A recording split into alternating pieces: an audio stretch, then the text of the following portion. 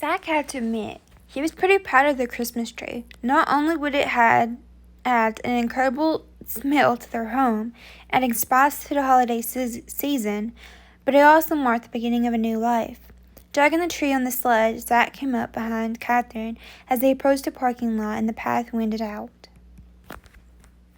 She gone quietly on the walk down the mountain, and he couldn't help but notice the questions in her eyes, whenever they met his. He considered placing a kiss on her cheek, but there was barely an inch skin exposed. Given the dropping temperature and borrowing into her scarf to kiss her neck like he had earlier didn't feel right somehow. "What did you think of selecting your own tree?" He glanced back, making sure his oversized load wasn't bumping into Catherine's sled, which had Savior. Overhead, an eagle was circling, dipping, and waving as it rode the air currents. It was wonderful. She stopped walking, then reached over and placed a mittened hand against his cheek. Watching him for a long moment, he felt as though she was reassessing him somehow. "Hope this is the beginning of many new traditions for our family." Our family?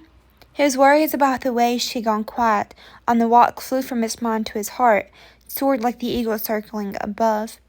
"Me too," he replied huskily, relieved by her words.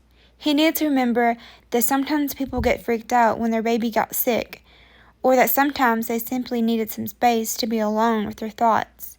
She dropped her hand and turned away, her thoughtful expression returning as they headed to the SUV.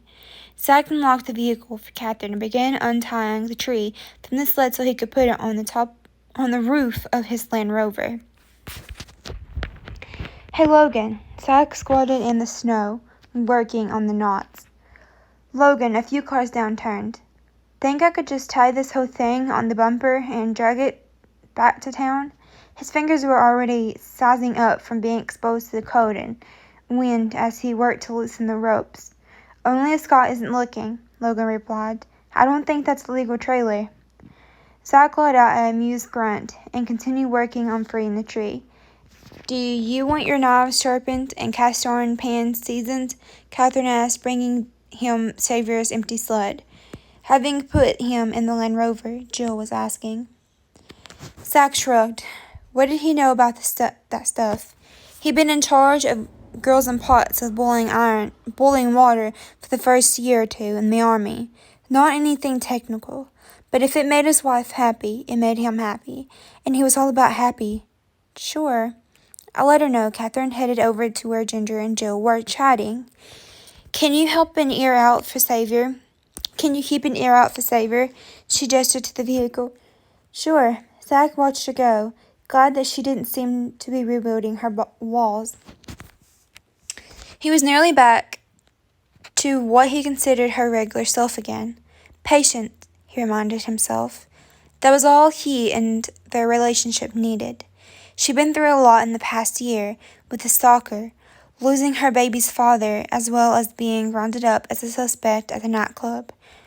Not to mention motherhood, a new husband, and moving to a foreign country. That was enough to send anyone into moments of mental retreat when with someone they trusted. Shortly after, Catherine rejoined him, asking, "Do you have your cell phone?" The wind had picked up, throwing snow at them. "Yeah, you need it?" He really needed to get her set up with one, but she kept insisting she was fine with that one.